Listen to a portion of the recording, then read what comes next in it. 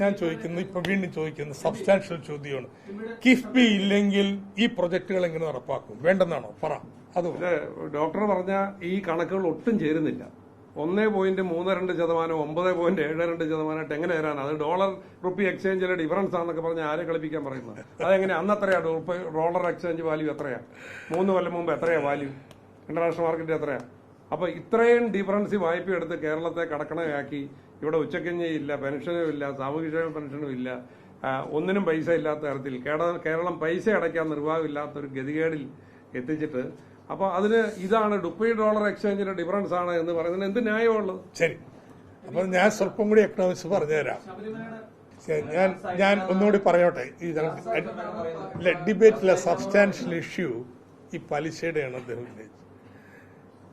നമ്മൾ ഡോളർ വായ്പ എടുക്കുകയാണെങ്കിൽ എപ്പോഴും ഡിപ്രിസിയേഷന്റെ ചലഞ്ച് വരും. അതുകൊണ്ട് ആൾക്കാർ ചെയ്യുന്നത് എന്താണെന്നറിയാമോ? ഹെഡ്ജിങ്. അവരതിന് ഇൻഷുറൻസ് എടുക്കും.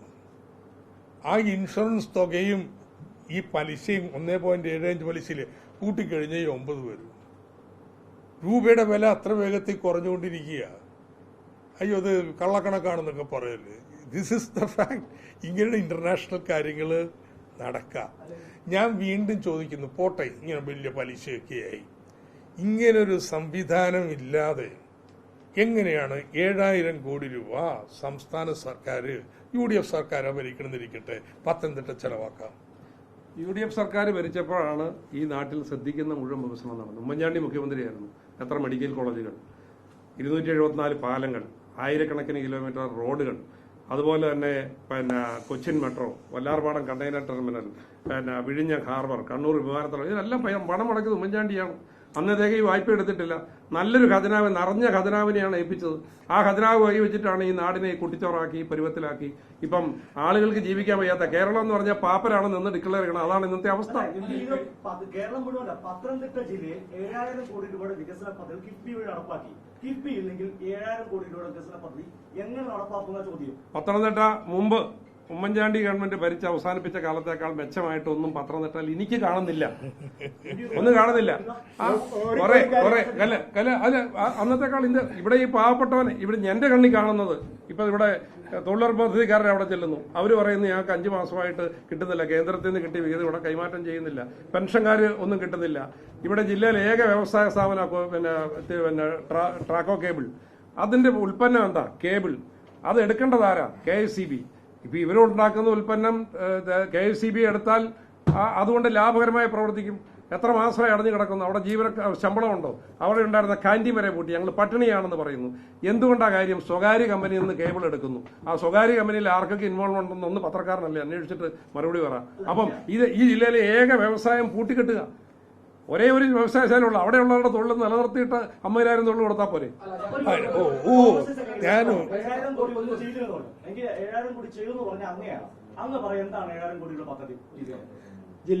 ജില്ലയില് ഞാൻ ഈ ലിസ്റ്റ് പടം എല്ലാം കൂടി ഒരാഴ്ചക്കുള്ളിൽ അച്ചടിച്ച് മുഴുവൻ വീടുകളിൽ എത്തിക്കാൻ പോയാ. എന്നിട്ട് ഞാൻ ചോദിക്കാൻ പോയാണ് നമ്മുടെ ശ്രീമാൻ ആന്റണിക്ക് കിഫ്ബി അല്ലാതെ ഇത്രയും കാര്യം ചെയ്യാൻ എവിടെ നിന്നാണ് പണം കണ്ടെത്താൻ? സാർ ഒരു ചോദ്യം ചോദിക്കാം. ഒരു ചോദ്യം എന്റെ ഒരു അതായത് ഈ കിഫ്ബി തുടങ്ങുന്നതിന് മുമ്പ് ഇവിടെ Kochi metro, Vallarpadam container terminal, ഇതുപോലെ ഒരുപാട് പദ്ധതികൾ വന്നിട്ടുണ്ട്. അതിനുള്ള പണം എവിടെ നിന്നായിരുന്നു? ശരി, ഞാൻ പറഞ്ഞുതരാം. വരുമാനദായക പ്രൊജക്ടുകളാണെങ്കിൽ ആ കമ്പനിയുടെ പേരിൽ വായ്പ എടുക്കാം. സംസ്ഥാന സർക്കാർ ഗ്യാരണ്ടിയും കൊടുക്കും. വരുമാനം ഉണ്ടായില്ലെങ്കിൽ കടം തിരിച്ചടക്കാൻ സർക്കാർ പണം കൊടുക്കണം. എങ്ങനെയാ നിങ്ങളുടെ ആശുപത്രി വരുമാനദായക്കാം? 350 കോടി രൂപ കൊടുത്തിട്ടാ മെഡിക്കൽ കോളേജ് ആയിട്ടുള്ളത്. സ്പെഷ്യൽ ഫീസ് ഏർപ്പെടുത്തണോ? കെട്ടിടം പണിതതിന്റെ, അല്ലെങ്കിൽ ജനറാശുപത്രി പണിയാൻ പോകുന്നതിന് വെക്കണോ? നമ്മുടെ ഓരോ റോഡിനും ടോൾ റോഡാക്കണോ? ടോൾ റോഡാക്കണമെങ്കിലേ സർവീസ് റോഡ് സൈഡിൽ വേണം. ഈ സർവീസ് റോഡ് കൂടി നമ്മുടെ മലയോര ഹൈവേക്ക് ഇടുന്ന രീതി ഒന്ന് ആലോചിച്ച് നോക്കിയേ. എത്ര സ്ഥലം കയറിയണം? നമ്മുടെ പാലങ്ങളൊക്കെ ടോളിൽ കൊണ്ടുപോകാൻ പറ്റുമോ? അപ്പോൾ ഇത് വരുമാനദായകമല്ലാത്ത വലിയ ഇൻവെസ്റ്റ്മെന്റ് വേണം. ആ ഇൻവെസ്റ്റ്മെന്റിന് ഇതല്ലാതെ മാർഗമില്ല. UDF കാലത്ത് ചെയ്തുകൊണ്ടിരുന്ന പറയാം, UDF അല്ല LDF കാലത്ത് ചെയ്തിട്ടുണ്ട്. ആനുവിറ്റി പ്രോഗ്രാമിൽ പോകും എന്ന് വെച്ചാൽ കോൺട്രാക്ടർ വായ്പ എടുത്ത് ഈ വലിയ പ്രവർത്തനം റോഡ് പണിയണം. സർക്കാർ 25 വർഷം കൊണ്ട് കോൺട്രാക്ടർക്ക് പണം കൊടുക്കും. അപ്പോൾ 25 വർഷത്തെ പലിശ കൂടി കണക്കിയിട്ടിട്ടാണ് കക്ഷി ടെൻഡർ വിളിക്കാം. ഞാൻ മന്ത്രിയായപ്പോഴേ ഇതിന്റെ കണക്ക് നോക്കി, ഈ പലിശ എത്ര വരും, ഇംപ്ലിസിറ്റ് പലിശ പറയൂല, തുകയല്ലേ എടുക്കുള്ളൂ. നോക്കിയപ്പോൾ 12 മുതൽ 22% വരെയാണ് ഇത്തരത്തിലുള്ള ആനുവിറ്റി പ്രൊജക്ടിന് പലിശയായിട്ട് കോൺട്രാക്ടർമാർ കണക്കൂട്ടിയിരിക്കുന്നത്. 100-200 കോടി രൂപ വായ്പ എടുക്കാൻ കഴിവില്ലാത്തതുകൊണ്ട് മത്സരമില്ല, 1-2 കോൺട്രാക്ടർമാർ വരുള്ളൂ, അവരങ്ങോട്ട് കയറ്റിവെക്കും. അപ്പോഴാണ് തീരുമാനിച്ചത് ഇനി ഈ പണി വേണ്ട. ഏത് സർക്കാർ ഇവർ പോയി വായ്പ എടുക്കുക 8%, 9% കിട്ടും കിഫ്ബി. ഒരു ധനകാര്യ സ്ഥാപനം ഉണ്ടാക്കാം, അതിന് ആനുവിറ്റി കൊടുക്കുക. ആനുവിറ്റിയാണ് കൊടുക്കണേ എല്ലാ വർഷവും. മോട്ടോർ വാഹന നികുതിയുടെ ആനുവിറ്റി, മറ്റേ പദ്ധതിയിൽ കോൺട്രാക്ടർക്ക് ആനുവിറ്റി, ഇവിടെ കിഫ്ബിക്ക് ആനുവിറ്റി. കിഫ്ബി വായ്പ എടുത്ത് ചെലവാക്കുന്നു, 9% പലിശക്ക് കാര്യം നടക്കും. ഈ ആനുവിറ്റി പ്രോഗ്രാമിനെ എതിർക്കണേ. എത്ര ആനുവിറ്റി പ്രോഗ്രാമുകൾ നടപ്പാക്കിയിട്ടുണ്ട് UDF? അപ്പോ ഇത് നമ്മുടെ നാടിനെ തിരിച്ചടിക്കുന്ന പരിപാടിയാണ്.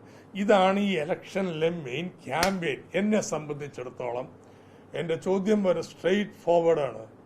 7000 കോടിയുടെ ഉണ്ട്. ഇനിയിപ്പോൾ വിമാനത്താവളവും റെയിൽവേയും റെയിൽവേയുടെ പകുതി ചെലവും ദേശീയപാതയുടെ സ്ഥലമെടുപ്പിൻ്റെയും സംസ്ഥാനം വഹിക്കണം. ഒരു 10,000 കോടി മുടക്കണം കേട്ടോ. എവിടെന്നാ മുടക്കണേ? ഞാൻ പറഞ്ഞത് കിഫ്ബിയാണ് മാർഗം. ഇനി വേറെ വല്ല മാർഗം ഉണ്ടെങ്കിൽ പറഞ്ഞോളൂ. ഒരു കമ്പാരിസൺ കൂടെ നമുക്ക് വെക്കാം. UDF ഭരിച്ച 5 കൊല്ലത്തെ വികസനവും ഈ LDF ഭരിച്ച 5 കൊല്ലത്തെ വികസനവും അന്നത്തെ കടവും ഇന്നത്തെ കടവുമായിട്ട് ഞാൻ UDF ഒന്ന് കൊണ്ടുവരാം. ഇതൊന്ന് നമുക്കൊന്ന് താരതമ്യം ചെയ്യണം. അത് താരതമ്യം ചെയ്യണം, എന്നാലേ അതിന്റെ ഇതുള്ളൂ. ഇപ്പം UDF ഭരിച്ചിട്ട് ഇറങ്ങിയിട്ട് പിന്നെ ബഹുമാനായ തോമസ് ഐസക്ക് ധനകാര്യ മന്ത്രിയായി വന്നു. ഉച്ചക്കഞ്ഞിക്ക് വിഷമിക്കേണ്ടി വന്നിട്ടില്ല, പെൻഷൻ കൊടുക്കാൻ വിഷമിക്കേണ്ടി വന്നിട്ടില്ല.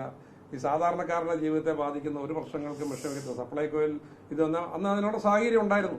ഇപ്പൊ ഇതെല്ലാം കൂടെ വന്നിരിക്കുന്നത് എന്തുകൊണ്ടാണ്? അല്ല ഞാൻ ഇതിനൊരു മറുപടി അല്ല. UDF കാലഘട്ടത്തിലെ എല്ലാ പെൻഷനും കൊടുത്ത് തീർത്ത് തന്നെയാണ് വന്നത്. അത് ബോധ്യപ്പെടാത്തവർക്ക് ബോധ്യപ്പെടും. ആൻഡോ പറഞ്ഞതിന് ഞാനൊന്ന് പ്രതികരിച്ചോട്ടെ. UDF പോയപ്പോ 100 രൂപയാണ് പെൻഷൻ 5 വർഷം കൊണ്ട് കൂട്ടിയത്. പെൻഷൻ മേടിക്കുന്ന ആളുടെ നമ്പർ കൊടുക്കണം. ആ നമ്പർ നിങ്ങൾ കുറച്ച് 2-3 പിന്നെ തുക വ്യത്യാസമില്ല. പറഞ്ഞേക്ക് 32 ലക്ഷമായിരുന്നു UDF ഇറങ്ങിയപ്പോ പെൻഷൻകാരുടെ എണ്ണം. അത് 64 ലക്ഷമായിട്ട് കൂട്ടി. കുറയല്ല കേട്ടോ, നേരെ ഇരട്ടിയായി. ആ പെൻഷനോ 600 രൂപയെന്ന് 1600 രൂപയാക്കി. 100 രൂപ UDF വർദ്ധിപ്പിച്ചു. ഈ 1600 രൂപ പെൻഷൻ കിട്ടുന്നതിൽ UDF സംഭാവന ഈ 100 രൂപയാണ്. ഇത് കഴിഞ്ഞ സർക്കാരിന്റെ കാലത്ത് മുടക്കമില്ലാതെ കൊടുത്തല്ലോ, എല്ലാ വീട്ടിലും കിറ്റ് കൊടുത്തല്ലോ. എന്തെങ്കിലും കാര്യത്തിന് കുറവുണ്ടായിരുന്നു? എങ്ങനെ ഈ സ്ഥിതി മാറിയത്? ഈ ആൻഡോ പറഞ്ഞ വാദം അത് നിയമസഭയിൽ ഒറ്റക്കെട്ടായിട്ട് കേരളത്തിന് വേണ്ടി വാദിക്കുന്നതിന് പകരം 5 പത്തികളായിട്ട് പ്രവർത്തിച്ചെന്ന് കേന്ദ്രത്തിന് വേണ്ടിയിട്ട് ഇത് കടമാണ്, ബഹളമാണ്, തകർന്നു പോകുന്നതാണ് എന്ന് പറഞ്ഞ് മനുഷ്യന്മാരെ വിരട്ടി ഈ കേന്ദ്രം നമുക്കുള്ള പണം നിഷേധിച്ചിട്ട് ഒരു പ്രതിഷേധം കേരളത്തിൽ വരാതിരിക്കുന്നതിന് കാരണം UDF ഇവിടുത്തെ ജനങ്ങളെ നിരായുധരാക്കി. ഈ കടത്തിന്റെ കാര്യം പറഞ്ഞ് കടപ്പേടി, ഇല്ലാത്ത കടപ്പേടി എല്ലാം ഉണ്ടാക്കിയിട്ട് അതിന്റെ ഫലമായിട്ട് ഇപ്പൊ 13,608 കോടി രൂപ അവര് സമ്മതിക്കുന്നതാണ്. ഒരു തർക്കമില്ലാതെ അറിയേണ്ടതാണ്. തർക്കമുള്ളത് കോടതി കിടക്കുക. ഞാൻ ചോദിക്കട്ടെ, ഒരു പ്രസ്താവന ഏതെങ്കിലും UDF നേതാവ് ഇറക്കേണ്ടതല്ലേ? കേരളത്തിന് ആ പണം കൊടുക്കുക പറഞ്ഞിട്ടില്ലല്ലോ. ഞങ്ങൾ കൊടുത്ത നിവേദനത്തിന്റെ ഒരു കോപ്പി അദ്ദേഹത്തിന് അയ്യോ ഇല്ല. അല്ല, അത് തരാം. അത് ഞങ്ങളെല്ലാവരും കണ്ട് മീഡിയയുടെ സാന്നിധ്യത്തിൽ ഞങ്ങൾ ധനകാര്യമന്ത്രിയെ കൊടുത്തതാണ്. ആ നിവേദനത്തിന് ഒരു കോപ്പി തരാം, അത് വായിച്ചു നോക്കുമ്പോൾ കേരളത്തിന് വേണ്ടി എത്ര ശക്തമായിട്ടാണ് ഞങ്ങൾ പറഞ്ഞതെന്നുള്ള അങ്ങേക്ക് ഞാൻ പറയുന്നത് നിവേദനം നിങ്ങൾ കൊടുത്ത് അവിടെ നിവേദനം ഇരിക്കട്ടെ. ഈ നിവേദനം കഴിഞ്ഞിട്ട് നടന്ന സംഭവമാണ്. കേന്ദ്രം സമ്മതിക്കുന്നു കോടതിയിലെ 13,608 കോടി രൂപ, എന്നിട്ട് കേസ് പിന്നിലെ ചില തരൂള്ളൂ എന്ന് പറയുന്നു. ഒരു UDF നേതാവ് ചെയ്തോ ഈ പ്രശ്നങ്ങൾ മുഴുവൻ?